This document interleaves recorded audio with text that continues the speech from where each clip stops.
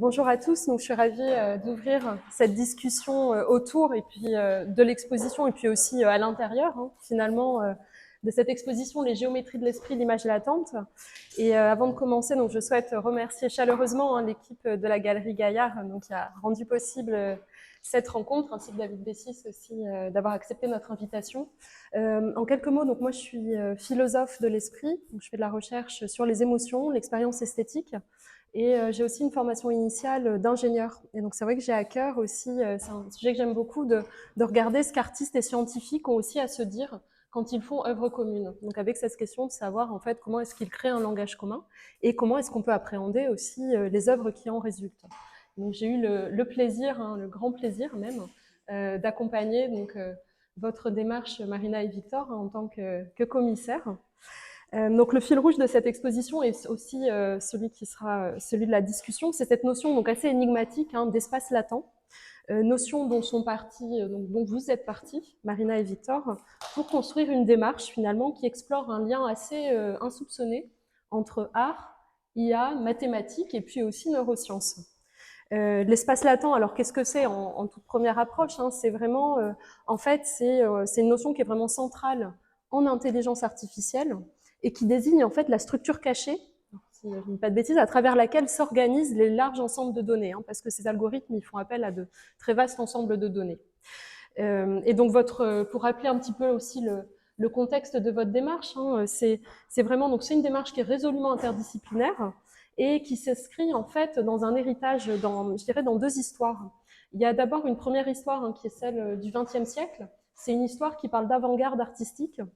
On a certainement tous entendu parler du Bauhaus, mais aussi dans les années 60, il y a eu des rencontres entre artistes, scientifiques et ingénieurs.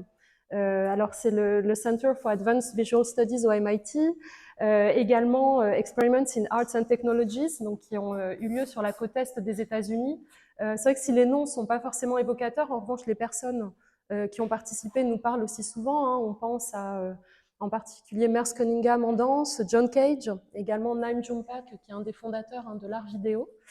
Et le second héritage dont vous réclamez, c'est que vous faites aussi écho à l'histoire des sciences, et en particulier le fait que la production des savoirs, en fait, elle a résulté aussi d'un travail de mise en image du monde, une activité de mise en image, de visualisation. Ça, on s'en rend compte beaucoup à travers les atlas de botanique, les atlas d'anatomie. Et à ce titre, la photographie, elle a joué aussi un rôle particulièrement important, elle a eu un statut particulièrement privilégié à mesure que les sciences sont devenues technosciences. Donc plusieurs mois de recherche et d'échanges qui ont permis que le thème de l'exposition se dessine, à travers lequel vous parlez différemment d'un champ de recherche et pratique omniprésent, l'intelligence artificielle, mais qui n'en reste pas moins ardu et abstrait. Et donc vous explorez cet aspect inattendu qui l'unit aux sciences cognitives. Donc dans cette discussion, ça sera animé d'un esprit d'interdisciplinarité.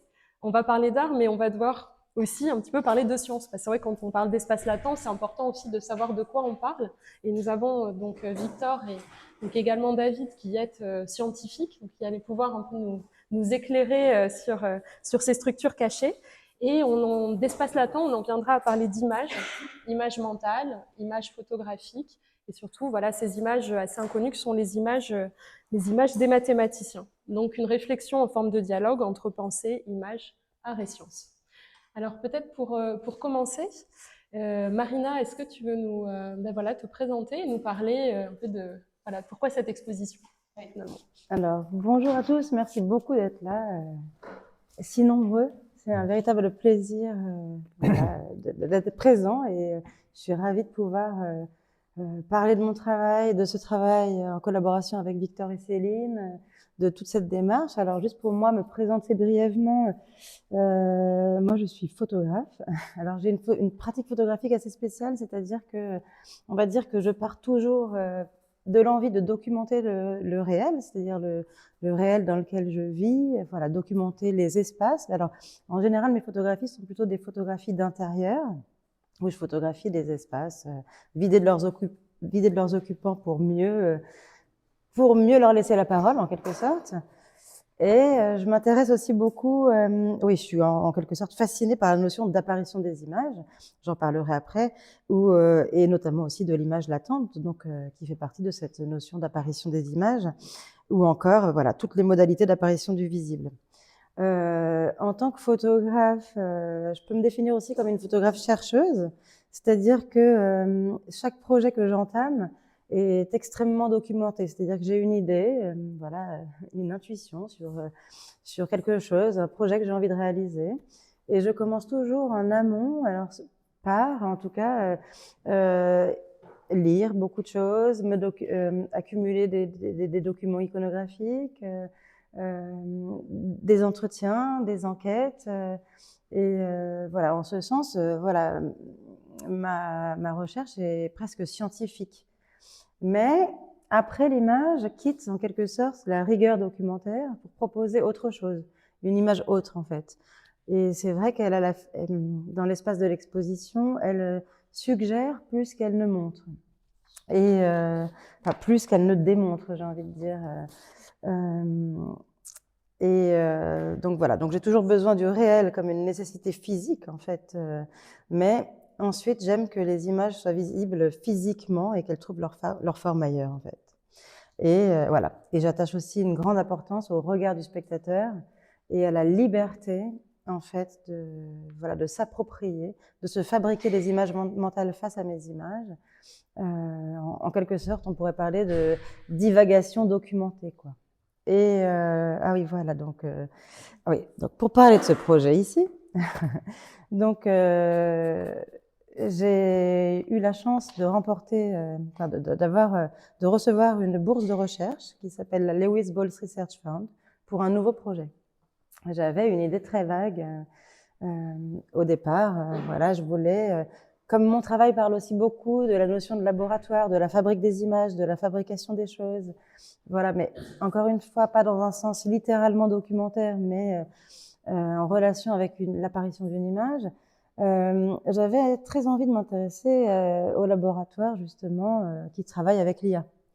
Mais, donc, c'était mon idée première. J'ai remporté cette bourse géniale qui m'a permis de travailler, d'accumuler beaucoup de choses. Mais alors, voilà, c'est ça. Au départ, pour moi, c'était, voilà, je ne suis pas mathématicienne, je suis artiste et évidemment, j'avais une intuition de ce qu'était un algorithme, j'avais une intuition de ce qu'était qu'un réseau de neurones, voilà, des choses comme ça, mais j'arrivais pas à me les approprier, en fait, en quelque sorte. Et donc, j'ai commencé par... c'était comme ouvrir la boîte de Pandore. Et j'ai cherché dans tous les sens, qu'est-ce qu'un algorithme, qu'est-ce qu'un réseau de neurones, comment me le figurer, etc. Et alors, d'ailleurs, j'ai envie de reprendre une phrase de ton livre que j'ai trouvée absolument somptueuse. Voilà, j'étais comme un explorateur qui se lance à la découverte d'un continent sauvage, à peine indiqué sur les cartes, sans trop savoir ce que je vais y trouver. Et c'était vraiment l'état dans lequel j'étais, c'est-à-dire que donc j'ai commencé par rencontrer beaucoup de chercheurs qui m'ont apporté beaucoup en tout cas, j'ai pas trouvé matière à photographier dans leur laboratoire, mais beaucoup de documents à lire. Et puis voilà, j'ai rencontré Victor. Et au final, je me suis rendu compte que par rapport à mes projets précédents, il y avait deux notions comme ça qui flottaient dans ma tête et qui m'intéressaient beaucoup. C'était la notion d'espace latent, parce que moi, je travaille beaucoup sur les images mentales, l'apparition des images, le visible, l'invisible, etc. Donc, l'espace latent et la black box. Et donc, voilà, j'ai eu la chance de rencontrer Victor parce que j'avais besoin de comprendre qu'est-ce qu'un espace latent. Je ne me représentais pas ce qu'était qu'une dimension, voilà, multidimensionnelle, un espace multidimensionnel. Donc, voilà, Victor a eu la gentillesse et la patience de répondre à toutes mes questions en boucle. Qu'est-ce qu'un espace latent? Comment je peux me le représenter? Parce que c'était quelque chose que je n'arrivais pas à, voilà, et il m'a fallu du temps, c'était un temps long, jusqu'à ce qu'enfin on arrive ensemble. On s'est vu de manière hebdomadaire. Voilà, souvent j'ai dû t'embêter à répéter toujours les mêmes questions, mais Victor a su me donner des lectures aussi qui m'ont aidé dans mon intuition, qui m'ont aidé à, voilà, à produire aussi des formes et à construire cette exposition. Voilà. Victor, toi, est-ce que tu peux nous présenter aussi c'est en quelques mots, hein, tes recherches et puis aussi ce qui t'a, toi aussi, amené à rencontrer Marina? Ouais, bien sûr. Bonjour à tous. J'ai toujours été un passionné de mathématiques et en fait, je suis un peu tombé par hasard sur l'IA. J'étais d'abord fasciné par les applications, notamment avec l'art. En fait, je trouvais ça dingue qu'avec des maths aussi froides, on puisse générer de la musique. Et petit à petit, en fait, je me suis de plus en plus intéressé à l'IA en tant que telle. Et assez vite, j'ai compris en fait qu'il fallait aller vers les sciences cognitives pour comprendre ce qui manquait aux IA. J'étais convaincu, on avait beau les entraîner sur toujours plus de données, elles continuaient de faire des erreurs pas possibles. Et donc j'ai compris qu'il y avait quelque chose de profondément faux dans ce qu'on faisait en IA. Et voilà, et donc petit à petit, je me suis intéressé aux sciences cognitives et j'ai découvert un concept qui m'a plus quitté depuis 2 ans, là, qui s'appelle les cognitive maps en anglais, qu'on pourrait traduire en carte mentale. Et c'est vraiment cette notion, enfin comment est-ce que les humains et les animaux se créent des relations abstraites entre les choses.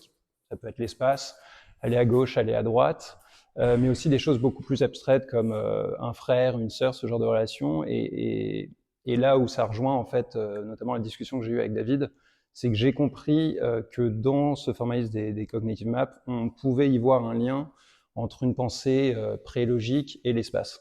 Et j'ai toujours été fasciné quand on parlait de mathématiques de regarder en fait le visage de la personne qui parle. Et on sent qu'il regarde ailleurs et que ses yeux suivent un chemin. Il semble tracer un trait dans un espace abstrait. Et voilà. Et là, avec mes directeurs de thèse, on vient de publier un article qui modifie en fait les architectures des réseaux de neurones modernes pour qu'ils puissent apprendre ces cartes. Et ça confirme en fait ces intuitions-là. Il y a l'air d'avoir une correspondance entre cette pensée prélogique et l'espace, et on pourra en reparler. Merci. Je veux juste rajouter quelque chose, c'est que la rencontre avec Victor, pour moi, elle a été vraiment magique parce que c'était la première fois que je rencontrais en fait quelqu'un qui me parlait des mathématiques comme de la philosophie, comme une manière de comprendre le monde. Et j'ai été vraiment subjuguée par cette façon en fait de parler des mathématiques ou justement des algorithmes et encore de l'IA, avec cette beauté, cette sensualité qui m'a tout de suite parlé en fait. Et c'est pour ça que voilà, ça m'a touchée et qu'on a décidé de construire ensemble ce projet, à la fois à travers la narration et les discussions qui ont suivi, etc. Mais j'ai trouvé ça absolument somptueux. Et donc David, hein, en fait, on vous connaît vraiment pour l'ouvrage Mathematica qui est magnifique et qui est aussi un vrai best-seller, hein, et à travers lequel en fait on découvre aussi les mathématiques sous un angle, mais auquel on pensera, enfin vraiment pas du tout, hein, un angle vraiment sensible. Et c'est vrai qu'on vous découvre aussi en entrepreneur dans l'IA. Et je voulais vous demander aussi qu'est-ce qui vous intéresse à vous dans ce champ-là. Et voilà, est-ce que vous avez, par rapport à cette notion d'espace latent aussi, voilà, qu'est-ce que ça vous évoque en introduction? Oui, alors de manière paradoxale, je suis peut-être le moins scientifique autour de la table, dans le sens où mon rapport à ces questions-là est vraiment un rapport très personnel, biographique, expérientiel justement. Quand on fait des mathématiques, on est confronté à un truc très bizarre, qui est l'expérience de la compréhension et de la compréhension de choses qui ont l'air complètement incompréhensibles, y compris pour les mathématiciens au départ. Tu parlais de pensée prélogique. En fait, quand on fait des maths, on arrive à la conclusion, enfin moi je suis arrivé personnellement à la conclusion qu'il n'y avait pas de pensée logique, ça n'existe pas la pensée logique. La logique, c'est quelque chose d'assez extérieur à nous, de très formel, qui existe dans l'écrit, qui est codifié syntaxiquement, et puis il y a le sens qu'on met. Et pour moi, c'était incompréhensible. Je ne comprenais pas pourquoi ces choses formelles qu'on écrivait provoquaient ces intuitions qu'on a dans notre tête. C'était une énigme complète, je ne comprenais pas comment le cerveau pouvait fonctionner. Je connaissais rien en sciences cognitives. Et en faisant des mathématiques, j'ai eu un certain nombre d'intuitions. Et un jour, alors que je m'étais mis en congé du CNRS, j'avais envie de découvrir d'autres choses, je suis tombé sur un article, justement, sur les features latents.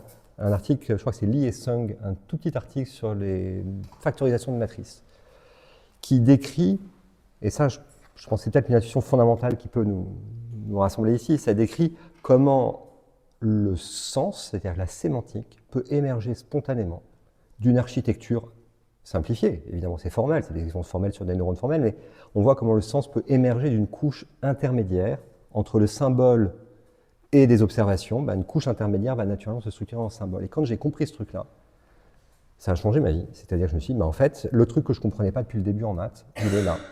Et par ailleurs, ce truc aura des applications très très grandes. Alors ça, je suis tombé sur cet article, je crois, en 2009, et je me suis dit, ouais, l'IA, ça va devenir très très important. Comme j'étais en congé du CNRS, que je voulais écrire un livre de vulgarisation scientifique sur les maths, que j'y arrivais pas, et que j'allais bientôt avoir plus d'argent, je me suis dit que la chose à faire, c'est de créer une boîte là-dedans, de manière assez pratique. Alors maintenant, on a un peu commencé à en parler de ces notions espace latent. Peut-être on va aller un tout petit peu plus loin. Donc c'est un petit passage peut-être un peu plus scientifique, mais qui est quand même intéressant pour comprendre un peu plus de quoi on parle. Déjà, je voulais te demander, Victor, c'est vrai que ton champ, alors c'est un nom qui, je ne sais pas si beaucoup en ont entendu parler, c'est les neurosciences computationnelles.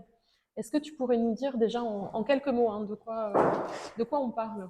Ouais. Après, moi, je viens vraiment plus de l'IA, donc Ouais. en neurosciences computationnelles, D'accord. s'il y en a ici. Il y a quand même un formalisme qui diffère un peu, mais l'idée globale, c'est de mathématiser le fonctionnement d'une intelligence, si on devait résumer ainsi. Et en fait, c'est exactement ce qu'on fait avec l'intelligence artificielle, c'est que l'IA, c'est vraiment des maths, et ça marche. Donc voilà, c'est trouver un fonctionnement potentiellement mathématique au cerveau. Et donc la notion d'espace latent, elle s'insère où dans tout ça? En fait, elle est commune au réseau de neurones artificiels ou biologiques, et c'est l'espace formé par une population de neurones. Parce qu'en fait, un neurone seul n'a aucun sens.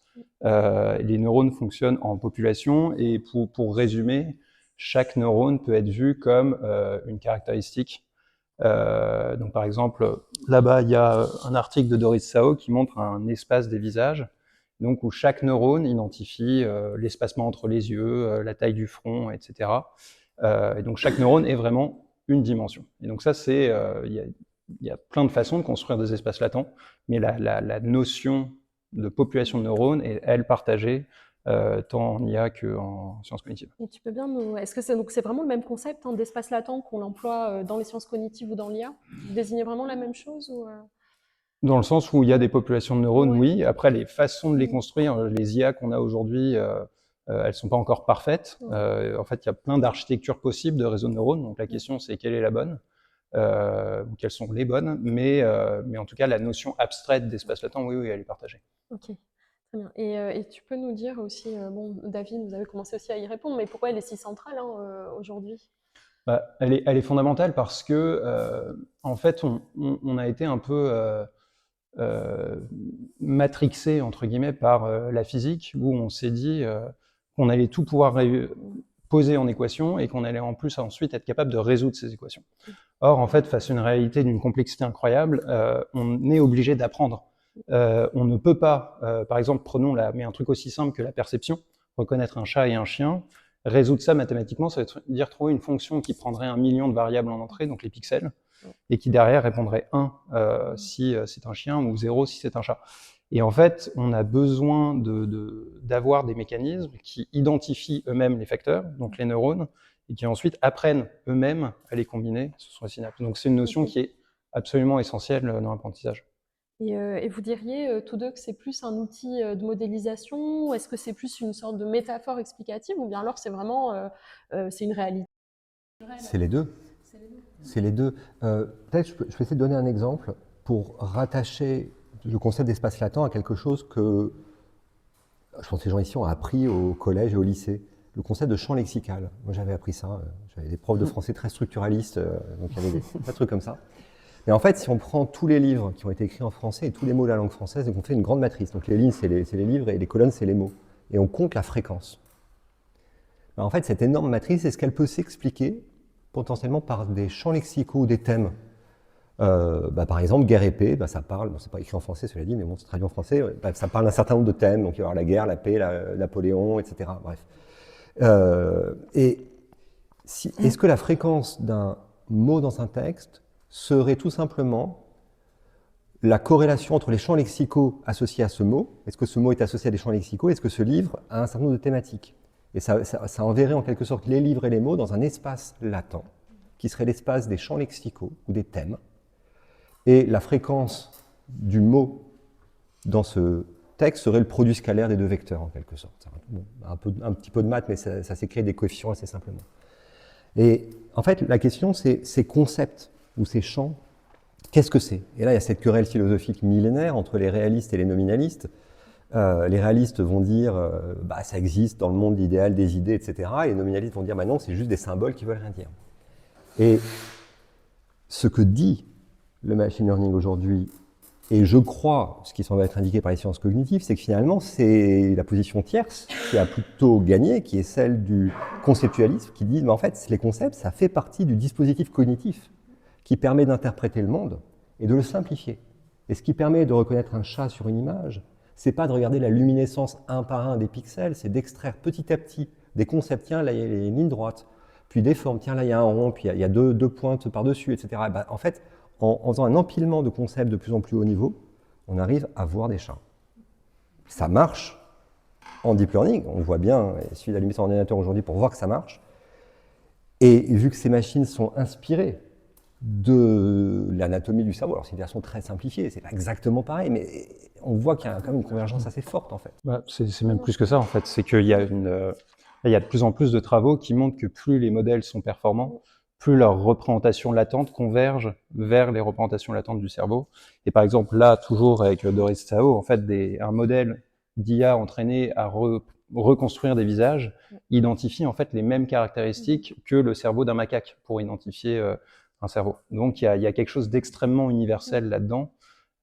Et c'est pour ça que, enfin, on est un peu en train, comme avec la physique, on est en train de poser une théorie mathématique formelle de ce qu'est l'intelligence, au même titre qu'on a compris comment fonctionne l'univers avec des équations. Et pour qu'on comprenne bien, c'est vraiment, on est à un niveau de description qui est vraiment là, qui est non linguistique. C'est aussi un niveau qui est inconscient. On est vraiment à ce niveau-là de description de nos structures mentales. Qu'est-ce que vous diriez? Ouais, il y a plusieurs choses. Enfin, une chose est certaine, c'est que les mots sont construits sur ce que l'espace latent a identifié. Et en fait, les mots, selon moi, vont représenter les choses que les facteurs les plus partagés entre les uns et les autres, les plus universels qu'on peut identifier. Et en fait, là où, et on en parlera plus tard dans l'expo, mais ce qui est très très beau dans l'espace latent, c'est que puisqu'il est appris, il a une part d'universalité bien sûr, mais il a aussi une part de singularité pour chacun. Et je pense que le meilleur exemple pour bien se représenter ça, c'est la musique. Quand on se met à écouter un style musical qui est totalement nouveau, par exemple, j'écoute très peu de jazz. Quand j'écoute du jazz, j'ai très peu de représentation mentale. J'identifie très peu de nuances.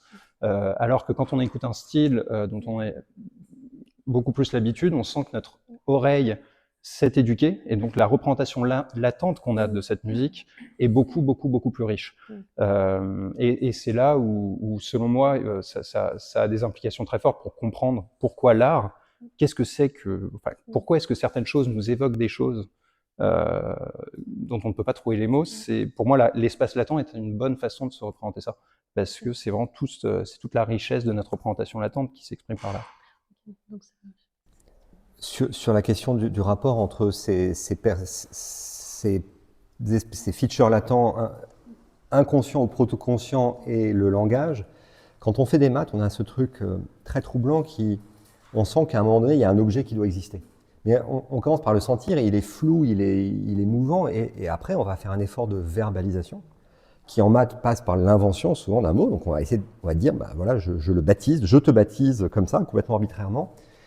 Et le langage va jouer une fonction dans l'élaboration des concepts. Je pense que c'est un outil de durcissement et de rigidification de l'architecture conceptuelle. Parce qu'évidemment, une fois qu'on commence là à symboliser ces choses qui au début sont très mouvantes, elles vont se durcir. Et je crois que le langage humain et la représentation du monde que les humains ont est quand même traversé par cette expérience-là de rapport au langage permanent, dont les effets neurologiques sont probablement absolument gigantesques.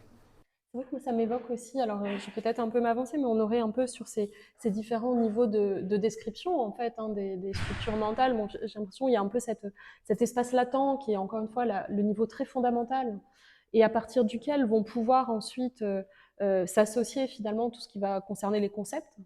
alors on pourrait, alors ça je veux pas trop m'avancer, mais aussi faire un pont avec une théorie qui est très importante en philosophie sur les fichiers mentaux, élaborés par François Recanati. Est-ce qu'on peut se dire c'est une manière il parle un peu de la manière dont l'esprit a d'organiser les informations, en particulier au niveau conceptuel, à travers des dossiers mentaux et puis un fichier mentaux représentant une unité représentative fondamentale. Lui, il fait écho aussi au fait qu'en fait les concepts réfèrent aussi à quelque chose dans le monde. Et peut-être après, donc ça c'est un niveau qui reste encore sur la théorie classique, assez peu conscientisé. Et puis après, on aurait le niveau conscient et des pensées. Alors pensées au sens assez classique, les croyances, les émotions, et puis aussi le langage, tout simplement. Est-ce que ça, voilà, j'ai l'impression que ça laisse aussi entendre cette sorte d'hiérarchie. Et je voulais aussi faire un petit pont. Donc, vous avez évoqué, c'est vrai qu'il y a des questions philosophiques là qui sont particulièrement importantes sur le platonisme, le débat réalisme, antiréalisme, sur les concepts. Et il y a aussi une question, j'ai l'impression qu'à travers cette notion d'espace latent, sont aussi rejouées ou réactualisées aussi des grandes questions qui sont posées en fait dans les années 60 en philosophie de l'esprit, mais qui ont accompagné aussi ces modèles computationnels de l'esprit, des théories qui émanent de grands penseurs comme Hilary Putnam ou Jerry Fodor. En fait, eux, ils essayaient de dire, est-ce qu'on peut, qu'est-ce que c'est qu'un état mental, une propriété mentale, un processus mental, par exemple la vision, et est-ce qu'on le définit indépendamment, enfin jusqu'où est-ce qu'il est dépendant du substrat, du support à travers lequel on le définit. Et c'est vrai que c'était, donc il y a eu cette thèse qu'ils ont défendue. Alors le nom est peut-être un peu barbare, mais c'est la réalisabilité multiple, qui vous dit, voilà, en fait, quand on parle de vision, ça peut être ce qui importe, en fait, le support importe peu. Donc, on pourrait avoir un processus de vision, on pourrait l'avoir aussi à travers un modèle plus informatique. Et on a l'impression qu'en fait, pourrait se rejouer finalement cette discussion-là avec les notions d'espace latent, à un niveau très, très fondamental. On parlerait, si on accepte cette thèse-là, qui est discutable. Oui, en fait, il y a un phénomène très troublant que j'ai jamais vu ailleurs dans ma vie, qui est la manière dont des questions philosophiques millénaires se reformulent comme des problèmes de software ou des problèmes de neurosciences. Je crois qu'on n'est pas à la fin de ça, c'est-à-dire que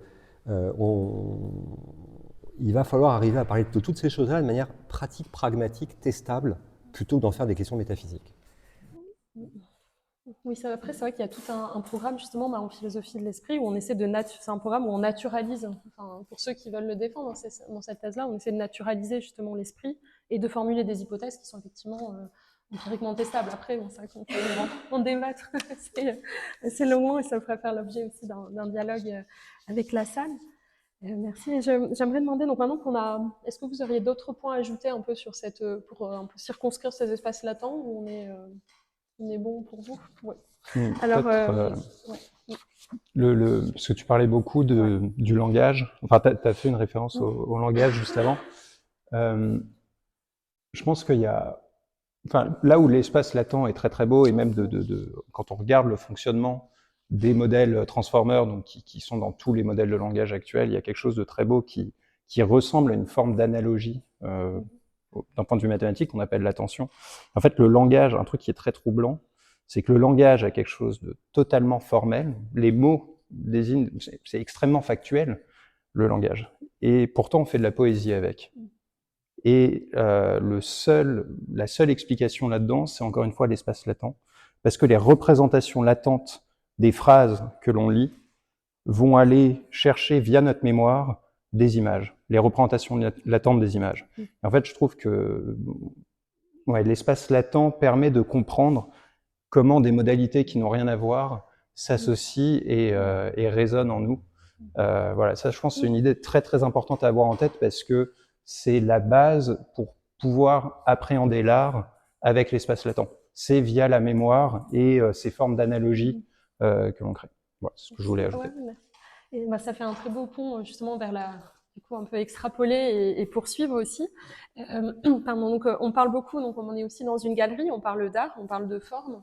Et, et ce qui me semblait aussi important, c'est de regarder pourquoi est-ce que la question de la géométrie de l'espace latent, pourquoi est-ce qu'elle est si importante finalement? Pourquoi on parle autant de géométrie Et pourquoi chercher à donner une forme, en fait? Pourquoi on représente, est-ce que c'est une surface? Est-ce qu'il y a plus de... En fait, je pense que déjà, la géométrie, elle est nécessaire pour la généralisation. C'est-à-dire on est obligé de compresser les choses pour généraliser. C'est-à-dire que si vous me voyez moi, je reste moi-même, quel que soit le mouvement infinitésimal de certains de mes cheveux. Donc on ne peut pas rester dans cet espace gigantesque des pixels. On est obligé de compresser l'information pour généraliser. Et puisqu'on identifie des facteurs, deux choses qui auront des facteurs en commun vont avoir donc des dimensions en commun et donc vont se retrouver proches dans ces espaces. Puis après, derrière la notion de géométrie, il y a la notion de mouvement. C'est-à-dire qu'un point seul, quelle que soit la dimension, quel que soit l'espace latent, ça reste un point, il n'y a pas de géométrie. Et en fait, ce qui est beau, c'est que la pensée, en fait, il y a cette idée d'évolution, de mouvement dans l'espace latent. Et donc là, naît une géométrie, et c'est en comprenant cette géométrie qu'on va pouvoir comprendre des dynamiques sur le fonctionnement d'un esprit. C'est un peu comme si tu parlais, finalement, c'est à travers la dynamique prend une forme, c'est comme un point qui va parcourir une courbe. Ça, c'est un peu de la topologie aussi. Enfin, je ne veux pas parler à la place des mathématiciens. La question de la géométrie de l'espace latent, c'est aussi la question de l'espace latent de l'espace latent. C'est-à-dire qu'en fait, lui-même a une structure, on va extrapoler des choses. Je crois qu'il y a deux concepts différents dans la géométrie de l'espace latent, et là, ça risque de devenir un petit peu technique, donc je ne suis pas sûr qu'on puisse creuser très loin, mais je crois qu'il y a dans le cerveau un certain nombre de particularités des organisations neuronales qui représentent un certain nombre de choses, qui ont elles-mêmes une certaine géométrie et certaines caractéristiques.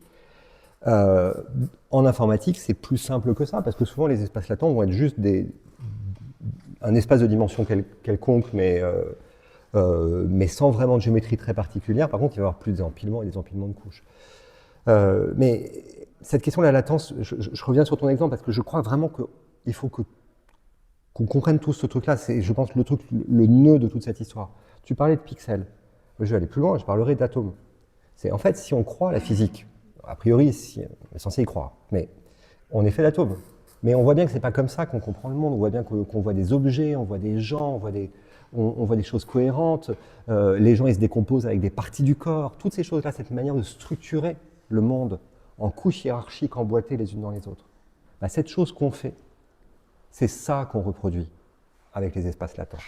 C'est effectivement une mathématisation du monde, mais une mathématisation qui, au lieu d'être faite de manière brutale, on essaierait de déduire le futur de la position exacte des atomes en un coup, on va extraire du sens et de la structuration, couche par couche, de plus en plus riche et de plus en plus chargé sémantiquement. Et ce que tu disais sur la poésie, c'était exactement ça. C'est que le miracle de la sémantique, il n'y a pas besoin d'être platonicien pour dire que la sémantique ajoute quelque chose dans le monde, mais c'est un phénomène qui se passe quand on met des couches de neurones empilées les unes sur les autres et qu'on l'expose à juste du chaos d'atomes et de pixels et de choses brutes, ça extrait du sens et de la sémantique. Et ça fabrique ça. Et ça, c'est un phénomène qui est documenté aujourd'hui, et c'est extraordinaire parce que ça résout cette énigme profonde sur laquelle on a buté pendant des millénaires. Ouais. Enfin, c'est une manière en tout cas de le résoudre de façon anti-réaliste. Anti-réaliste, mais pas nominaliste non plus. C'est-à-dire que c'est pas n'importe quoi non plus, c'est pas complètement arbitraire, mais il y a du flou, et c'est ça le conceptualisme, c'est vraiment entre les deux. Et pourquoi est-ce que cet espace, quand même, il semble assez... enfin, moi, comme tu disais, Marina, ou moi aussi, quand je commençais un peu à le découvrir, c'est quand même assez complexe à appréhender. Et vous, quelles sont un peu les difficultés éventuelles que vous avez eues pour essayer d'en imaginer un peu le relief ou est-ce qu'au contraire, vous n'avez aucun mal à le... C'est là où je pense que... En fait, j'ai commencé à avoir une très bonne intuition de ce qui se passait en intelligence artificielle et même à commencer à anticiper quelles allaient être les prochaines avancées. Enfin, il y avait des petites idées que j'avais et j'étais agréablement surpris de voir que 2-3 mois après, je voyais un article qui sortait qui confirmait ça. Et en fait, le moment où j'ai commencé à avoir ce genre d'intuition, c'est quand, j'ai commencé à faire des sciences cognitives, donc vraiment à relier ça avec le cerveau, donc avec les humains, donc avec moi-même. Et en fait, pour se représenter l'espace latent, je pense qu'il faut beaucoup d'introspection. Essayer de comprendre comment on fonctionne. Et c'est pour ça qu'au mur de toute cette exposition, il y a des citations. Par exemple, ces photos-là de Marina, les photos principales, c'est tous les neuroscientifiques ici reconnaissent un energy landscape. Et Simone Weil nous dit que la pensée est soumise aux mêmes lois que la gravitation naturelle. Et en fait, quand on voit ça, on comprend que l'intériorité, l'introspection de Simone Weil était tellement puissante qu'elle avait réussi à retrouver une espèce de formalisme mathématique. Donc je pense que pour se représenter l'espace latent, il faut commencer par essayer de comprendre intuitivement comment on fonctionne, et derrière, jouer avec les équations pour faire matcher tout ça ensemble. Non, c'est super. C'est comme s'il y avait une dimension véritablement incarnée à cette imagination qui est quand même assez abstraite, très abstraite. Et c'est vraiment aussi ce que vous dites vraiment dans votre ouvrage. Est-ce que je ne sais pas si vous avez d'autres points aussi à développer sur les espaces latents? J'ai une anecdote. Donc, quand j'ai créé ma société, ce qu'on faisait, c'était des espaces latents sur les données brutes de consommation. Donc, nos clients étaient des grandes entreprises qui avaient des millions de clients dans leur base de données. Donc, avec une table des clients, avec des noms, des prénoms, des codes postaux, etc. Puis des tables des produits avec des tas de codes, etc. Et puis des tables de transactions, enfin, des structures de données très riches qui sont en fait des tenseurs, bref. Mais cette information contient une structure sémantique latente, très forte. Par exemple, si on prend la Fnac et qu'on regarde les prénoms des gens et ce qu'ils ont acheté, et on regarde la fréquence, et les codes postaux aussi. Voilà, on a trois distributions jointes. Les codes postaux, les prénoms, les produits, les codes postaux, les produits. Ça vous permet de fabriquer des espaces latents, par exemple des prénoms. Comment on explore cet espace latent des prénoms? Je pense qu'il faut à peu près, pour bien se représenter les prénoms en France, 50, 100, 200 dimensions, c'est pas mal. Donc on fabrique une structure sémantique latente, et puis on prend un prénom, et on l'envoie dans cet espace. Alors comment on comprend cet espace? Il y a un moyen très simple, c'est de prendre des voisins. Vous prenez un prénom, vous l'envoyez dans l'espace, il a un certain point. Et puis vous regardez parmi tous les autres prénoms, quel est celui qui est le plus proche. Alors je vous donne un exemple de ce qu'on avait fait. On avait fait ça en démo avec nos clients. On prend Maëva, paf, c'est quoi le prénom d'à côté? Océane. Tiens, on sait que ça dit quelque chose, ça, on a compris quelque chose, vous voyez. Ah, par contre, Brigitte, elle n'est pas au même endroit du tout. Voilà. Merci. C'est intéressant. Et alors j'avais une autre, c'est une question aussi sur cette histoire d'imaginer l'abstrait, une expérience incarnée. Là c'était un peu pour parler aussi aussi de cette dimension poétique, mais qui nous fait peut-être un peu étant extérieure à votre domaine. Et c'est des discussions qu'on avait eues aussi, Marina. Qu'est-ce que vous parlez beaucoup aussi de dimensions sensibles des mathématiques, de ces espaces, voire même de leur sensualité. Moi, je voulais un peu vous entendre aussi sur qu'est-ce que vous entendez exactement par là, en fait. Parce que pour le profane, c'est pas quelque chose qui est absolument évident. Je te laisse y aller. En fait, je pense qu'il y a il faut faire attention parce que je pense que mathématiques est utilisé de deux manières différentes depuis le début de l'exposé, de la conversation. Et c'est vraiment deux aspects différents. Il y a la mathématisation du processus de pensée par les approches d'apprentissage profond et de modélisation du cerveau et toutes ces choses-là. On va dire ça, c'est les mathématiques au sein desquelles le concept d'espace latent est un élément de vocabulaire, c'est un type de mathématiques particulier. Et ensuite, il y a la pratique de l'expérience mathématique. Personnellement, j'ai un rapport sensuel beaucoup plus sensuel avec des objets mathématiques qui sont d'autres mathématiques. Ce rapport sensuel, j'en suis convaincu, est lui-même associé aux espaces latents que je me fabrique par rapport à ça, justement. Donc, je ne sais pas très bien comment marche la cognition mathématique d'un point de vue biologique et je ne suis pas le plus compétent dans la pièce pour en parler. Par contre, de point de vue expérientiel, je peux en dire des choses. Donc, je vais sans doute dire des trucs qui sont faux biologiquement, mais qui sont vrais subjectivement. J'ai l'impression que quand on fait des mathématiques, on pirate son cerveau pour aller mobiliser des parties du cerveau qui n'étaient pas faites pour ça et qu'on va mettre au service de l'intuition mathématique. Alors, le plus classique, c'est le cortex visuel. Et c'est une expérience que j'adore faire quand je vais faire des confs dans des lycées. Je dis, est-ce que vous arrivez à voir un cercle dans votre tête? Et là, les gens se disent, oui, oui, oui. Est-ce que vous arrivez à le faire grandir, diminuer, bouger, monter, descendre? La plupart des gens y arrivent. Ça, c'est extraordinaire, parce qu'en fait, il se passe vraiment un truc. Enfin, c'est pas n'importe quoi. Si on nous met des électrodes sur le cerveau, on verra une activité quelconque, il y a quelque chose qui se passe. Mais il y a d'autres choses où, par exemple, il y a un concept en topologie, en théorie des catégories, qui est le concept d'équivalence d'homotopie, qui est la même chose métaphoriquement qu'une équivalence de catégorie, ce qui est très abstrait. Mais déjà, voir que ces deux choses-là sont la même chose, moi, je le sens là. Je ne sais pas dire pourquoi. J'ai un truc moteur à cet endroit-là, je le sens là. C'est comme si je contractais mes muscles d'une certaine manière. Et quand je raisonne sur ces objets-là, c'est un truc qui se passe là. Je sais pas ce que ça veut dire en vrai, hein, je n'en sais rien, mais c'est très très sensuel. Mais c'est vrai que ça pose cette question de savoir est-ce que ces concepts mathématiques, abstraits ou autres, sont eux-mêmes de nature finalement purement abstraite ou est-ce qu'ils sont aussi sensibles? Après, bon, ça, c'est une question qu'on peut En tout cas, débattre, ce qu'il y a de très beau, c'est que dans les modèles sur lesquels je travaille, la base neuronale qu'on a ajoutée qui permet d'en faire la structure est une base motrice. Et donc, ça pourrait commencer à expliquer des liens entre notre représentation des nombres et de l'espace, mais également les liens entre la syntaxe et potentiellement le système moteur. Et je pense que ce que vit David, en fait, est une sorte de synesthésie. Mais développer. Mais en fait, je crois qu'on en a tous un bout. Donc ça vaut le coup de regarder ce qui est commun dans cette expérience. Parce que là, les gens vont être frappés en disant, mais merde, moi aussi j'ai une intuition mathématique. Le concept d'accélération, on a quand même tendance un peu à le sentir de manière physique, quoi, de manière un peu motrice. Pourtant, c'est un concept très abstrait. Il faut avoir appris ce que c'est qu'une dérivée. On ne pouvait pas définir une accélération il y a 2000 ans. On ne savait pas le faire. Ça n'avait pas de sens. C'était trop abstrait. Et finalement, je crois que tout le monde l'éprouve de manière synesthésique. Sur les nombres négatifs, ça c'est absolument génial. Les nombres négatifs, ça a été introduit au Moyen-Âge. Les gens appelaient ça des nombres impossibles. Je suis encore tombé, quand j'écrivais mon livre, sur des textes du début du 19e siècle où il y a des mathématiciens qui disaient non, non, c'est pas possible, ça n'existe pas, etc. Pierre Cartier, un grand mathématicien qui est mort il y a un an, il a raconté dans une interview dans Libé il y a une quinzaine d'années que quand lui a fait son service militaire en scientifique du contingent dans l'après-guerre, dans la campagne française, à donner des cours de maths, dans les milieux ruraux français, les nombres négatifs n'étaient pas compris, jugés trop abstraits. Or, aujourd'hui, vous pensez que votre solde de compte en banque est négatif, vous avez une synesthésie émotionnelle négative qui arrive associée à ça. Donc le nombre négatif... Non mais c'est important parce qu'il faut se rappeler que c'est une construction abstraite, mais cette construction de l'esprit, bah, visiblement, vous l'avez câblé dans votre cerveau, à votre système limbique, d'une certaine manière, quoi, sans le faire exprès. Effectivement, ces images mentales qui sont, enfin, ces images en tout cas qui sont associées à des ressentis. En tout cas. Et toi, alors, je voulais aussi un peu pour reboucler cette discussion aussi. Marina, toi, dans ton travail justement, alors tu t'es attaquée à cet univers-là, à ces concepts.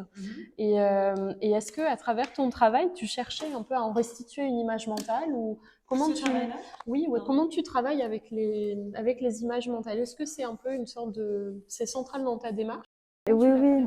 Ben alors jusqu'à présent, c'est ce que j'expliquais tout à l'heure, je travaillais sur des projets où j'avais besoin d'une physicalité des lieux. C'est-à-dire que, par exemple, juste pour vous donner un exemple rapidement, mais c'est le plus représentatif, on va dire, j'ai fait toute une série de photographies de fonds verts et bleus d'incrustations cinématographiques et télévisuelles qu'on ne voit pas, mais qui existent dans le réel. Donc, en soi, c'est pour ça que aussi c'est important la physicalité de mes œuvres. Il faut les voir en vrai plus que dans un livre, parce que donc finalement on est confronté à des grands formats qui sont des monochromes verts ou bleus et qui portent le titre d'un paysage par lequel il est censé être remplacé, parce que leur seule fonction d'exister, c'est d'être amené à être effacé. Donc ça parle de tout et de rien, mais on peut passer rapidement devant tous ces monochromes et se dire bon, ok, c'est un monochrome vert. Mais ce que j'aime, c'est justement cette légende. Par exemple, il y en a une qui s'appelle Niagara Falls, une autre qui s'appelle Fog. Voilà. Mais, donc tout d'un coup, il y a cette distance qui vient se faire entre l'image et la représentation mentale que le spectateur est amené à se créer et qui est différente selon chacun. Et c'est ça que j'aime bien aussi, c'est cette différence. Pareil avec la notion de constellation, on en a refait une ici avec Victor. Moi, j'attache une grande importance aussi au vocabulaire. Et souvent, quand je débute un projet, je fais aussi je commence par une liste de vocabulaire qui font immédiatement image mentale pour moi, en fait, dans ma réflexion. Donc, dans un autre projet précédent qui s'appelait Phénomène, là, je m'étais intéressée au laboratoire qui reconstruisait, reproduisait, simulait des phénomènes naturels, de la science fondamentale à la science, on va dire, comment on peut dire, pas connue, quoi, plus ordinaire. Mais ça m'a fascinée justement de photographier ces espaces clos dans lesquels on pouvait reproduire un éclair, une tornade, travailler avec la NASA, etc. Mais je suis partie d'une liste de vocabulaire qui allait de la merveille à la catastrophe. Tornade, avalanche, aurore boréale, collision de trous noirs. Voilà. Et ce vocabulaire, il était présent dans dans tous les lieux où j'ai présenté l'exposition, telle une image en fait. Parce que pour moi, ce vocabulaire, quand on est face à lui, on a tous une image mentale différente et une représentation différente de ce que c'est qu'une avalanche, un souvenir même peut-être physique de ce que c'est qu'une aurore boréale si on a eu la chance d'en voir une. Et en revanche, donc on a reproduit un peu ça ici avec l'espace latent, ça c'est la seule pièce en fait qui a utilisé finalement un algorithme grâce à Victor, enfin bref. Et donc cette présence du vocabulaire qui fait image, ça m'intéresse aussi beaucoup. Mais là, avec ce projet Les géométries de l'esprit, images latentes, donc comme je le disais, j'ai rencontré beaucoup de monde.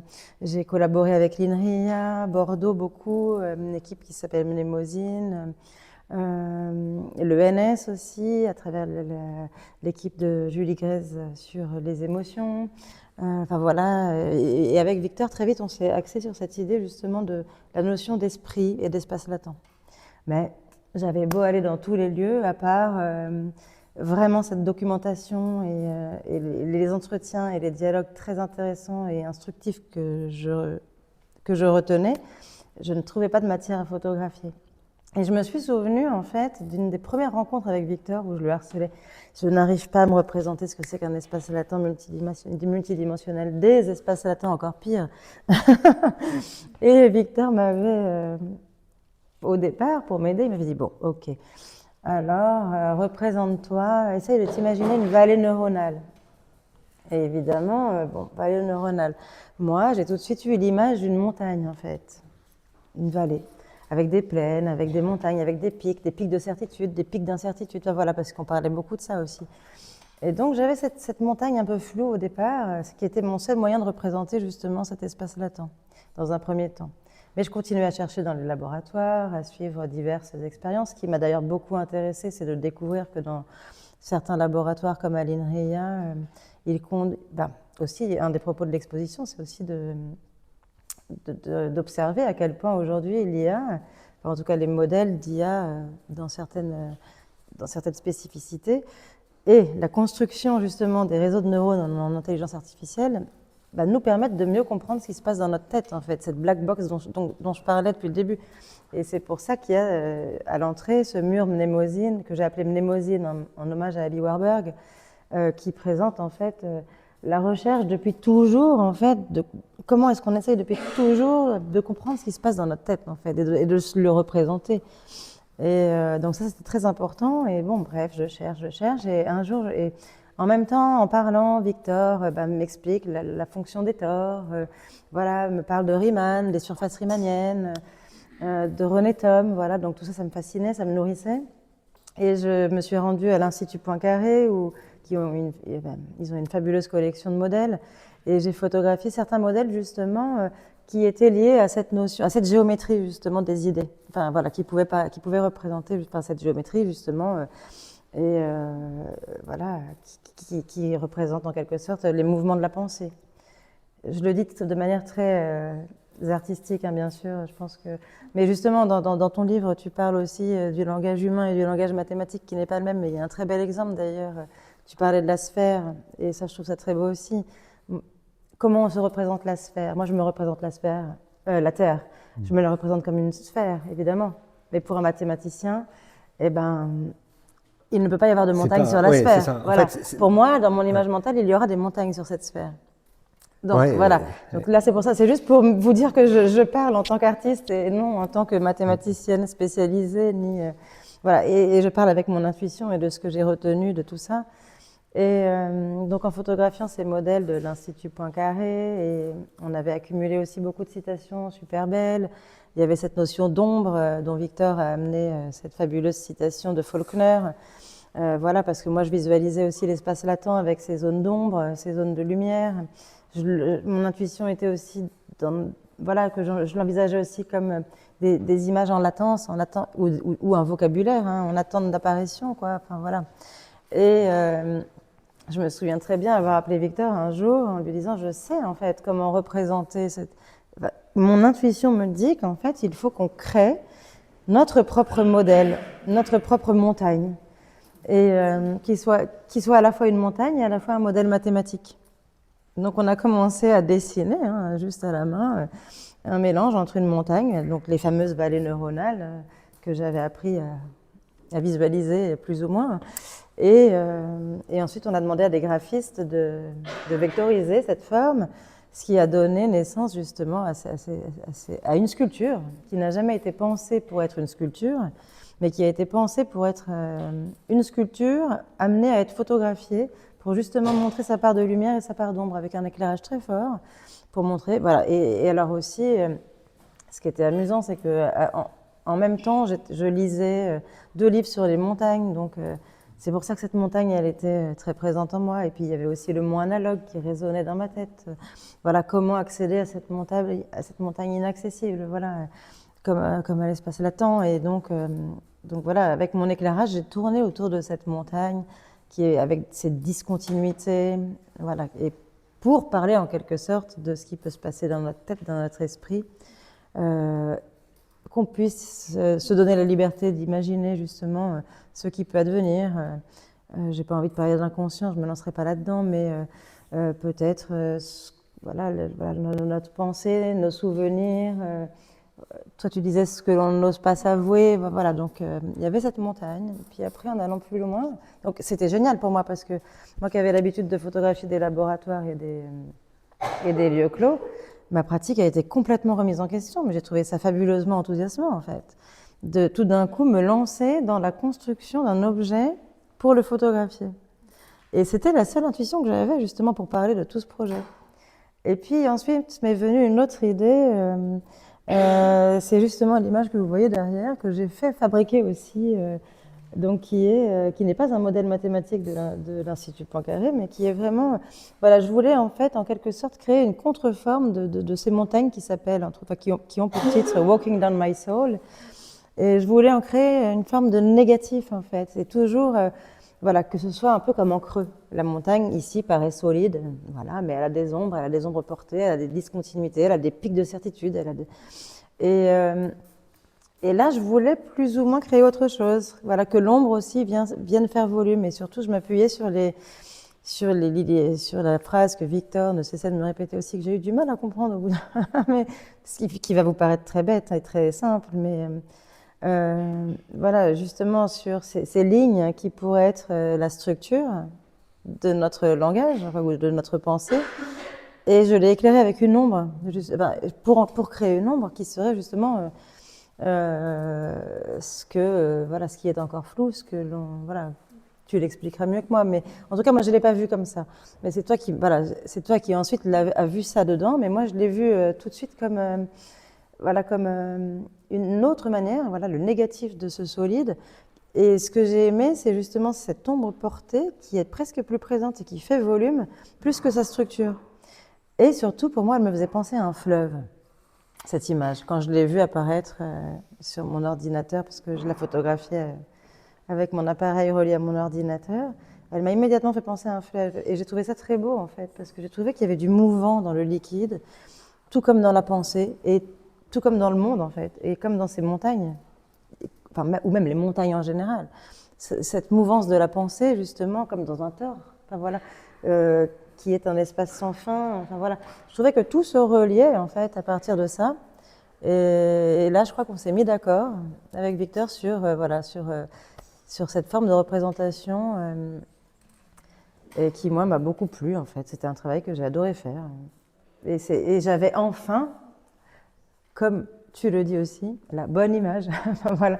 En tout cas, ma bonne image, c'est-à-dire pas la bonne image probablement, mais ma bonne image qui me paraissait être la plus juste pour parler de ce que je voulais évoquer, quoi.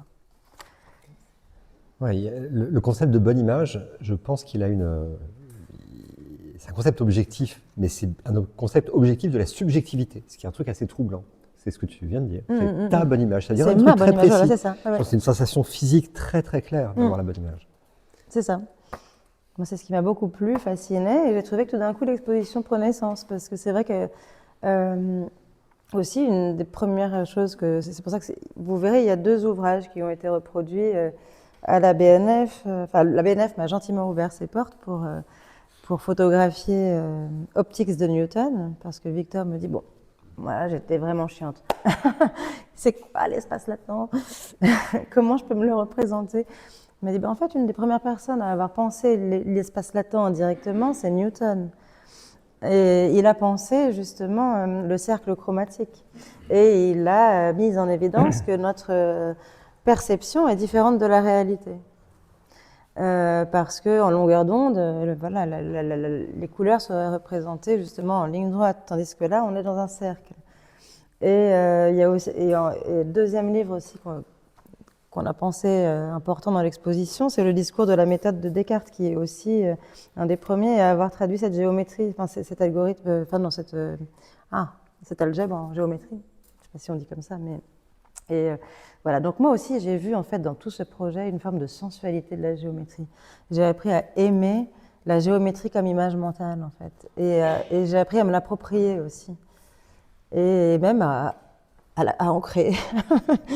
Donc voilà ce que je peux dire. Ça évoque un peu cette idée aussi qui est archi connue, hein, mais de Vinci, de l'art comme chose, comme expérience de pensée, comme chose mentale. Ouais, Finalement, c'est aussi ce qui se dégage, hein, beaucoup de tout ce que tu nous dis là. Et peut-être hein, pour en rebond, puis aussi peut-être une dernière question, et puis avant d'ouvrir les questions à vous tous aussi, peut-être est-ce que vous diriez que finalement l'art peut être une sorte un peu de médier, alors j'aime pas trop ce mot, mais d'une sorte de médiation sensible hein, autour de l'espace latent, parce qu'il peut nous aider à, en tout cas à minima, à mieux le comprendre, tout simplement. Ça peut être une manière je pense que ça, Ouais.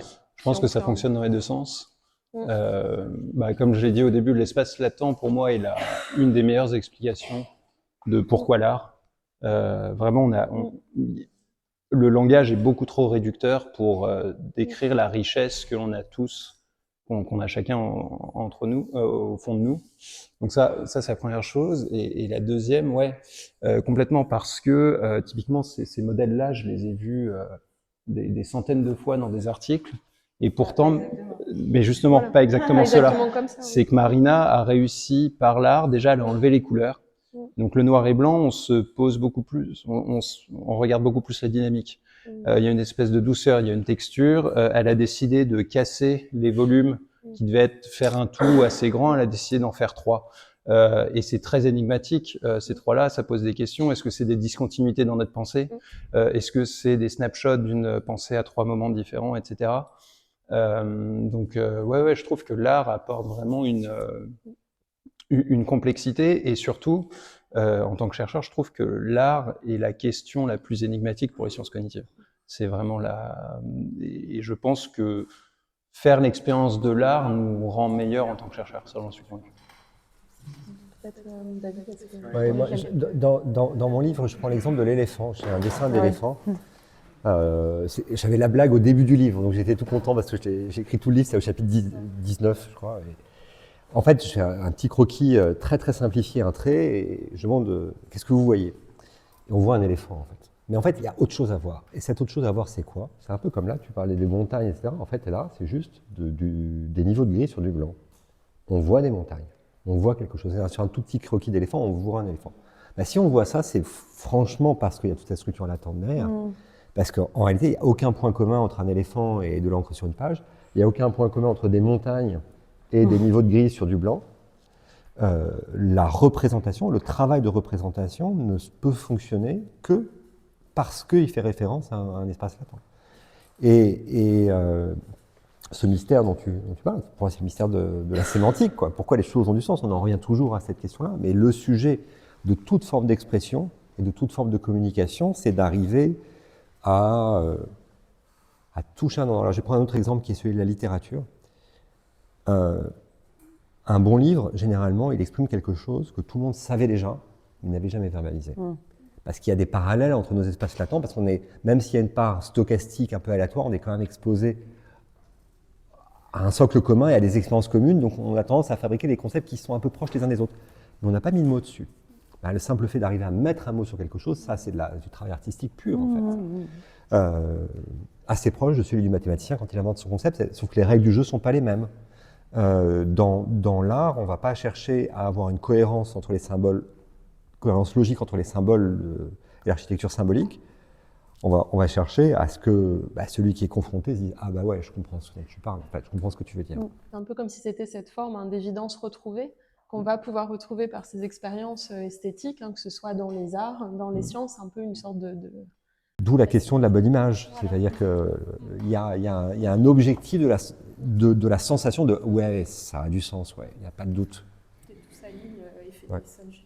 Est-ce que Marie-Lou, toi, tu as un dernier point Ouais, moi je voulais dire qu'en revanche, moi quand je construis mes expositions, je cherche pas à illustrer un propos. Enfin, c'est-à-dire que j'essaye de...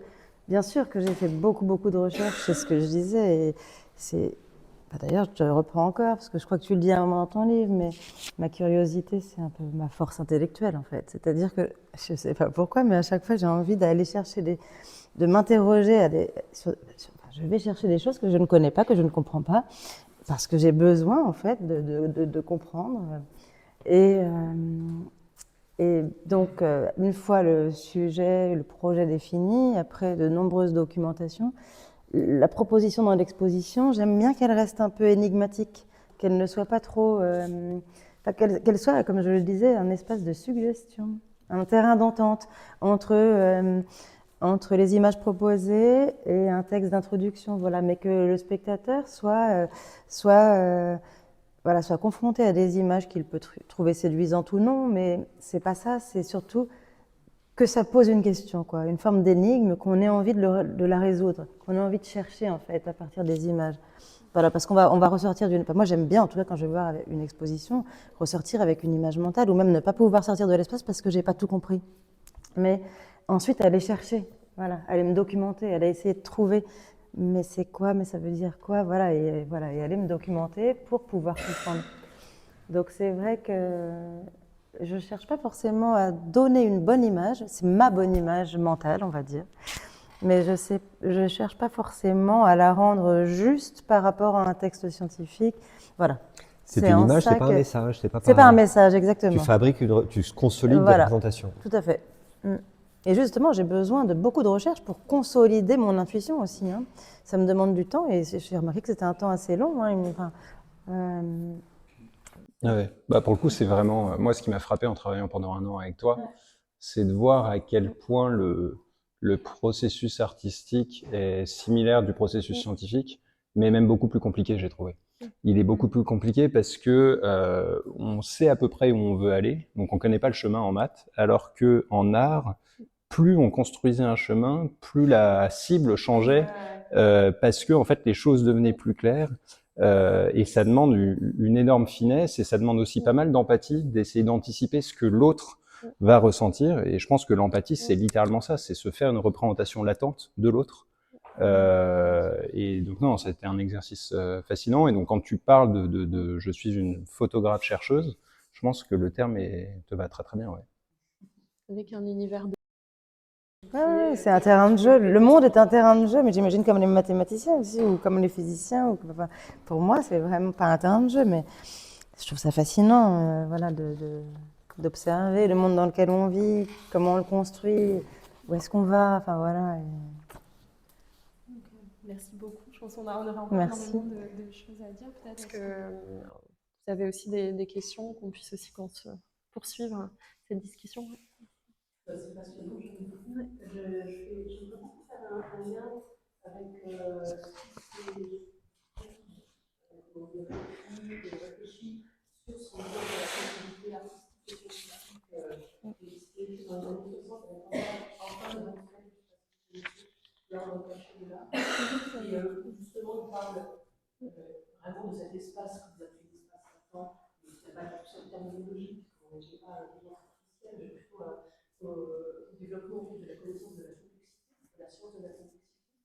Et Antoine Husserl parle justement d'une pensée, une pensée complexe à laquelle on a accès, mais qui est inintelligible, mais qui est la pensée créatrice, celle de l'intuition, celle dont parle René-Paul, justement,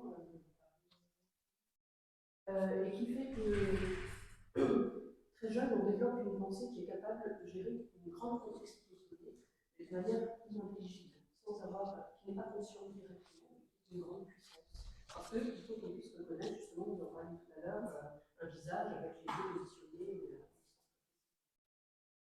Voilà. Et du coup, cette pensée complexe est aussi la pensée de l'art, et qui est inintelligible. Donc l'artiste, lui, va travailler à partir de cette pensée de la complexité inintelligible, et il va communiquer de l'inintelligible. C'est-à-dire qu'il va communiquer quelque chose sans donner des vifs, en fait, sans donner la phrase, une illustration, et qui va pouvoir parler par cette inintelligibilité à des personnes qui vont venir, et certaines vont y être sensibles, d'autres pas, mais qui seront sensibles sans pouvoir expliquer pourquoi, parce que c'est pas intelligible. Cette manière-là de communication de l'art que je trouve assez puissante. Et oui, bon, enfin, voilà, il y aurait quelque chose à dire là-dessus, mais j'aime beaucoup ce lien entre l'intelligence artificielle que vous avez parlé, et cette manière de et aussi Gabriel Tard, qui est un philosophe aussi, qui parle du fait que dans l'art, en fait, l'art permet une communication de la sensibilité d'une société. C'est ce commun sensible qu'on va pouvoir instaurer dans l'entièreté de la société, qui est très importante, notamment, par exemple, sur la guerre, sur la société gérée, l'émotionnalité gérée, qui s'est créée à ce niveau-là. L'art va pouvoir permettre de l'extérioriser et d'en faire un commun sensible à tous. Donc, C'est vrai que ça m'évoque aussi à des questions sur est-ce qu'on peut mesurer un peu la complexité en écho à Eren Zweig sur la complexité aussi des images versus est-ce qu'il y aurait une optimalité en fait aussi dans cette des gens qui essaient de trouver c'est le nom en maths de Kolmogorov, il y aurait une sorte de complexité, un optimum un peu dans l'image qui résonnerait avec notre propre structure mentale, certains. Ouais.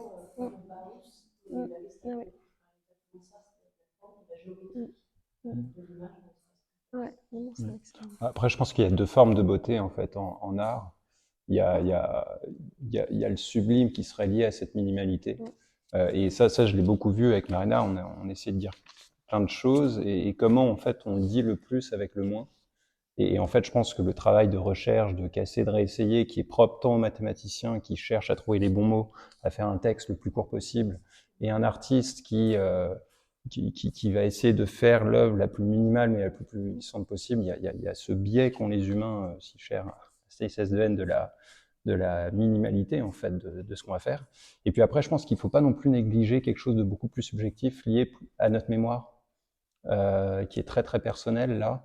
On peut avoir des tableaux d'une complexité incroyable, tant dans les traits, etc.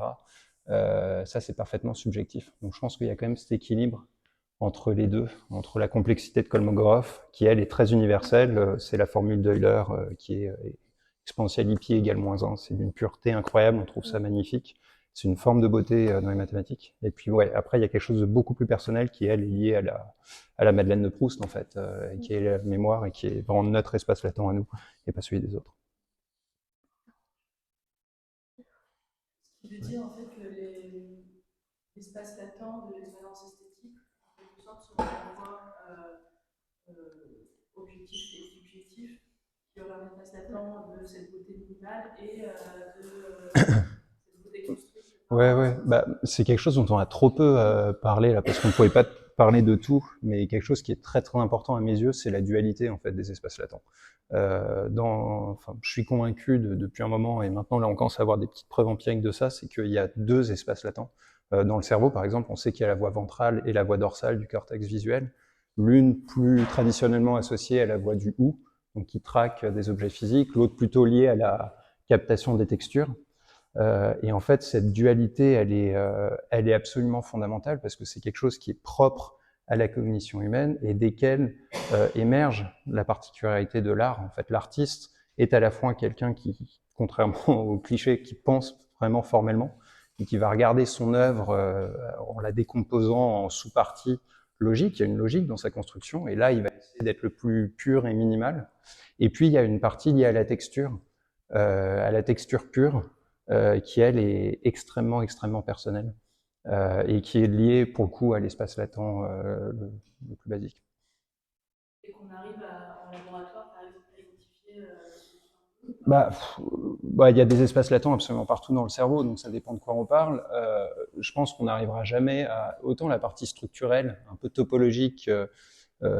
Oui, notre capacité à percevoir des structures, ça, je pense qu'on arrivera très bien à le capter. Maintenant, capter la richesse de l'espace latent de quelqu'un, de capter toutes les nuances qu'une personne va percevoir en regardant un tableau qui l'émeut, ça, je suis pas sûr qu'on y arrive. Enfin, je suis pas le mieux placé pour y répondre, ça, mais je pense qu'il y a un niveau de complexité dans cette partie-là, dans la partie proprement subjective qui me paraît compliqué à capturer. C'est ce qu'on a voulu représenter en fait avec l'ombre ici. L'ombre et le blanc laissé exprès dans la constellation, c'était une façon, sans le dire, de dire qu'on a beau être là-bas, j'avais accès au cerveau d'une IA. En fait, je l'avais dans mes mains.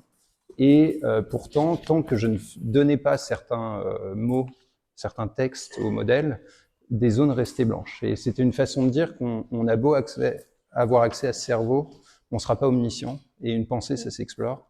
Donc non, je suis pas sûr qu'on réussira à percevoir, à choper toute cette subtilité des gens.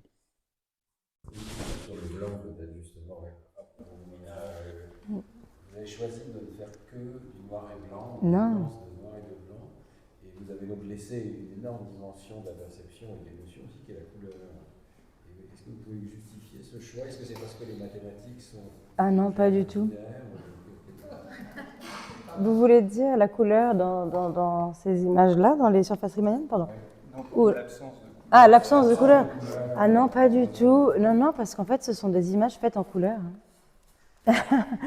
Mais il se trouve que les modèles étaient noirs, sombres, on va dire. La montagne était blanche. Les ombres portées sont plutôt sombres. Mais donc, j'ai pas décidé volontairement de rendre les choses noires et blanches. Ça s'est trouvé comme ça. D'ailleurs, il y a un tout petit peu de couleur sur les surfaces riemanniennes. Mais au final, ça m'a plu. Moi, j'aime beaucoup, dans toutes mes expositions, et tu parlais du vide, j'aime aussi laisser des espaces vides. J'aime pas du tout quand tout est trop surchargé, justement pour laisser un espace de pensée, de réflexion. Mais non, c'était parce que je sais, oui, peut-être que... Il me semble que c'est toi qui m'avais parlé de ça, mais souvent en mathématiques, oui, beaucoup de schémas sont représentés de manière très colorée. Donc, c'était pas du tout dans cette idée de contradiction. Non. Je trouve ça extrêmement intéressant parce que, évidemment, la notion d'espace latent, ça veut dire qu'on utilise en fait des sous-espaces. C'est peut-être, ça c'est une belle découverte des neurosciences actuelles, que quand on enregistre un millier de neurones, on peut trouver des sous-espaces, basse dimension en réalité, qui codent des objets. Donc le code, il doit laisser de côté, moi je vois ça comme ce que vous avez laissé en blanc. Ouais. On laisse de côté toute une série de dimensions de cet espace neuronal énorme qui ne sont pas codants. Et le code vient du fait qu'on se restreint à un sous-espace particulier. Évidemment, les autres dimensions de l'espace, elles pourront peut-être servir un jour à coder. Il y a un grand mystère. Il y a plein de choses qui m'ont inspiré dans votre dialogue, c'est intéressant parce qu'on n'a pas encore compris en fait, au niveau des circuits cognitifs, comment ça fonctionne. Mais il y a une chose qu'on n'a pas bien comprise du tout, c'est qu'on a un nombre fixe de neurones à la naissance. Il y a quelques-uns qui meurent, mais il y a très peu de nouveaux qui apparaissent. Donc en gros, le nombre est fixe. Et pourtant, on arrive à acquérir des tas de concepts nouveaux. Donc la seule hypothèse que j'arrive à imaginer, c'est que l'espace latent, il grossit. Il y a des dimensions supplémentaires qui au départ ne sont pas utilisées, qui ne veulent rien dire, et puis progressivement commencent à acquérir du sens quand elles sont mises en relation avec les autres, elles se dégagent, etc.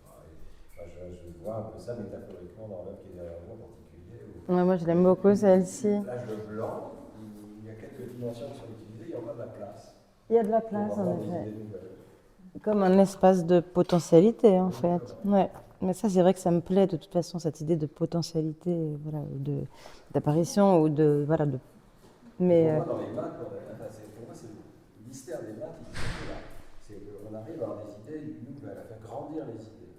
Et pendant des semaines, on ne comprend rien, et puis à un moment, ça y est, ça paraît un objet du naturel, une représentation mentale cohérente avec les autres. Ça, c'est encore quelque chose qu'on comprend. Et inoubliable, comme le vélo, inoubliable.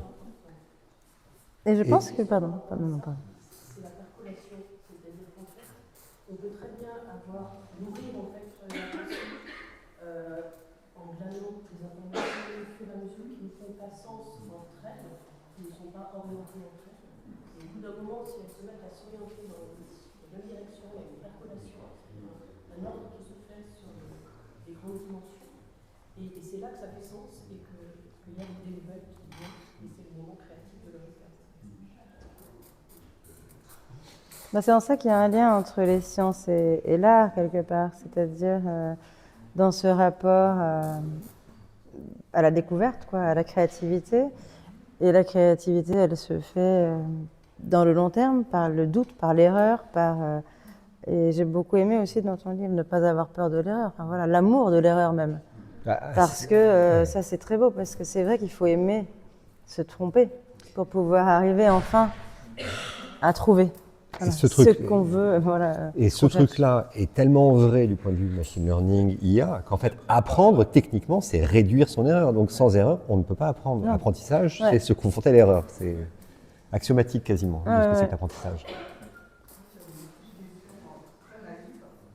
Est-ce que le fait plus tard d'avoir travaillé avec Marina, ça fait avancer aussi vos recherches? Complètement. Oui, complètement. J'ai construit en fait, je travaille sur les deux en parallèle et tout se nourrissait en permanence. Le fait même dans la construction de cette expo, que dire, que raconter aux gens et pour qu'ils le comprennent, ça demande un travail d'épuration gigantesque qui m'a complètement clarifié l'esprit. Ouais. Quelle différence il y a entre un cerveau qui est vivant, qui a la vie, et une machine d'IA? Je veux dire que l'émergence du sens, ontologiquement, quelle différence entre une machine d'IA qui n'a pas de corps et un cerveau humain qui a un corps, c'est entre Marina et puis l'IA. Ontologiquement, comment ça se finit, c'est quelle limite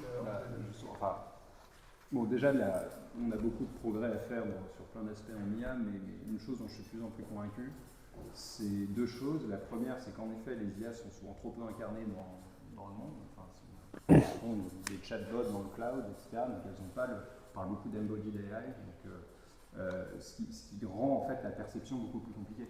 On l'a dit, en fait, on apprend par notre perception, que ce soit le langage, les images, etc. Mais notre perception, c'est également le toucher, c'est le vent sur notre peau, c'est le fait d'avoir faim, des choses comme ça. Et la deuxième chose, je pense, qui est un peu plus profonde et un peu plus nébuleux encore, on est au tout début de cette recherche, mais je suis convaincu qu'on n'est pas juste un cerveau comme une tour de contrôle. C'est-à-dire qu'en fait, on a de l'intelligence jusque dans chacune de nos cellules. Et on est plutôt comme une collection hiérarchique d'intelligence que juste un algorithme placé là-haut qui contrôle une espèce de robot. Donc c'est ces deux choses-là ensemble qui font une différence gigantesque. Je ne sais pas si ça répond bien à ma question. Sauf que chacun de ces éléments eux-mêmes peut être répliqué dans une machine. Bien sûr, oui, bien sûr. Mais ce que je veux dire, c'est qu'on y arrivera peut-être un jour, mais je pense qu'il y a une partie de notre complexité qui vient aussi de... Bon, apparemment, on a des neurones dans l'estomac, dans le cœur. Nos globules blancs sont capables d'être intelligents et de s'adapter à quelque chose de dépendant. Donc, quel genre d'intelligence on aura quand on créera vraiment des intelligences hiérarchiques? Ceci dit, il y a une hiérarchie qui arrive dans les réseaux de neurones artificiels aussi. Si je resynthétisais ce que tu dis, en y ajoutant un tout petit peu de provocation, mais sincère, donc pas mal intentionnée, c'est que je pense que l'endroit où il y a une différence entre ces machines et nous n'est pas l'endroit spécifiquement humain, c'est un endroit animal assez universel. Mon pari, c'est qu'en fait, il n'y a pas de différence ontologique entre la partie la plus intelligente de l'intelligence artificielle. C'est pas là que ça se joue, c'est pas sur cette partie-là, en fait, malheureusement ou heureusement, je sais pas, mais je crois que c'est très naïf on est au tout début. C'est comme si on avait à peine inventé l'électricité, quoi. Donc, ce qu'ils savent pas faire aujourd'hui, dans 1 an, dans 5 ans, dans 10 ans, dans 50 ans, dans 100 ans, il va se passer des trucs, quoi. Donc, préparons-nous à essayer d'être vraiment des animaux, c'est-à-dire à vraiment assumer qu'on est vivant, qu'on a des intentions, qu'on a des liens entre nous, parce que c'est là que ça se joue, en fait. C'est là où on reste pas complètement obsolète, en fait, je crois. Après, il y a aussi, c'est des discussions qui sont énormes et qui animent aussi beaucoup aujourd'hui toute la communauté philosophique aussi en particulier sur est-ce qu'il y a une conscience qui peut émerger à partir des IA ou pas.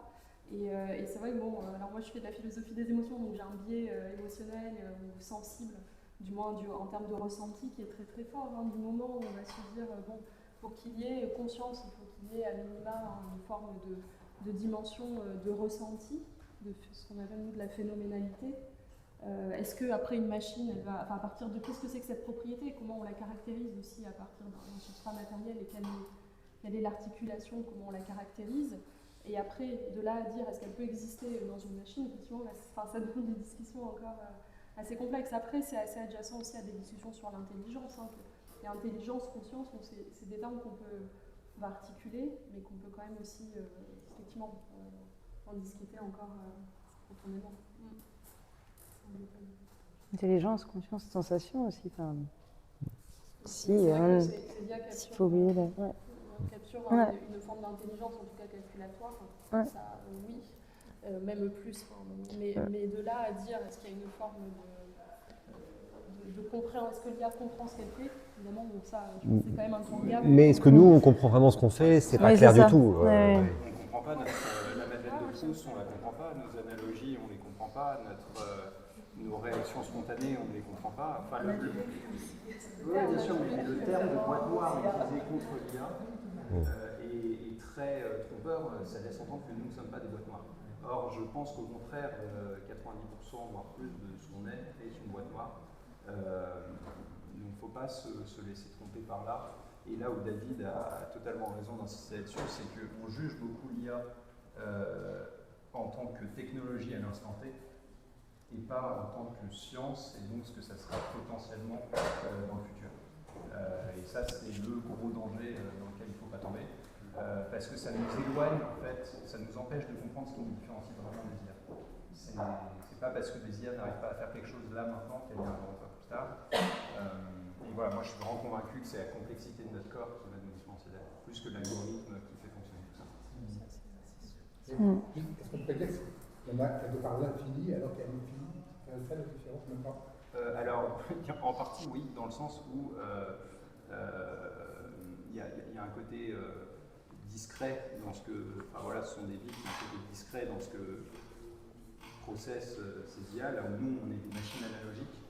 Donc je pense que passer à l'infinitésimal dans les réseaux de neurones artificiels apportera une complexité gigantesque dans la capacité à tracer un trait plutôt que de faire des mouvements un peu grotesques. Donc là déjà une chose.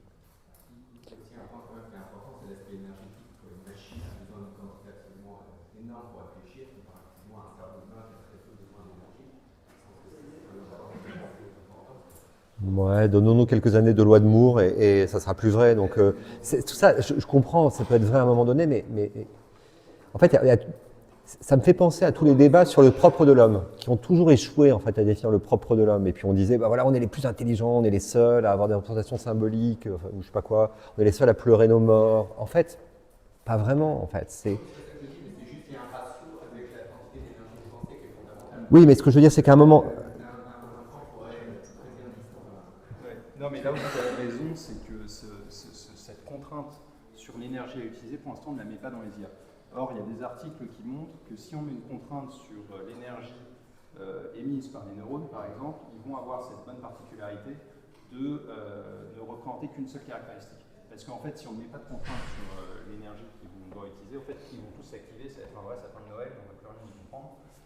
Il y a aussi, ça j'en suis convaincu, c'est que notre biais pour aller à l'essentiel des choses, c'est parce qu'on est un peu flemmard, entre guillemets, parce qu'on a une contrainte énergétique sur notre fonctionnement.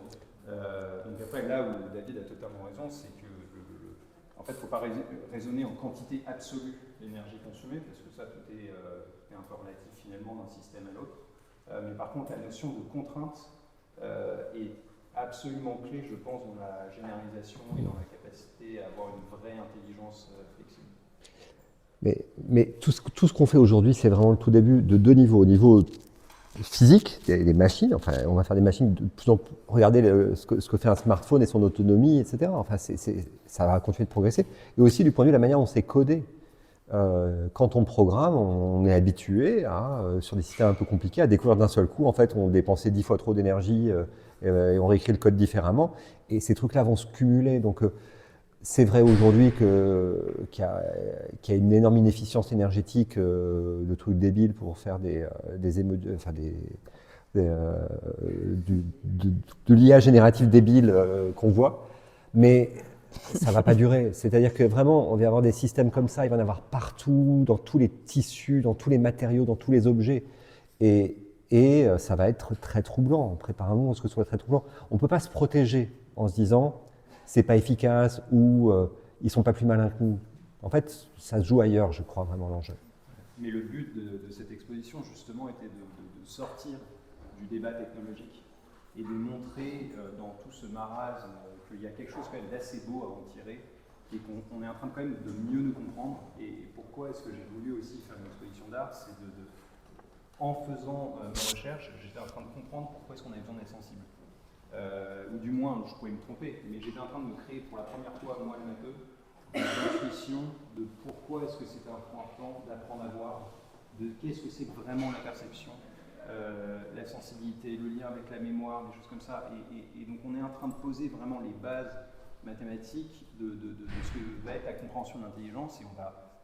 je pense que dans 100 ans, la compréhension qu'on aura du cerveau, enfin les gens regarderont le passé, ils nous prendront pour des hommes préhistoriques au même titre qu'on regarde avec un peu d'amusement la façon dont les gens parlaient du ciel il y a 200 ans. Et dans un monde où il n'y a que la technique, que les mathématiques, etc., je pense qu'on va redonner vraiment sa place centrale à la sensibilité grâce justement à cette science qu'on est en train de poser là.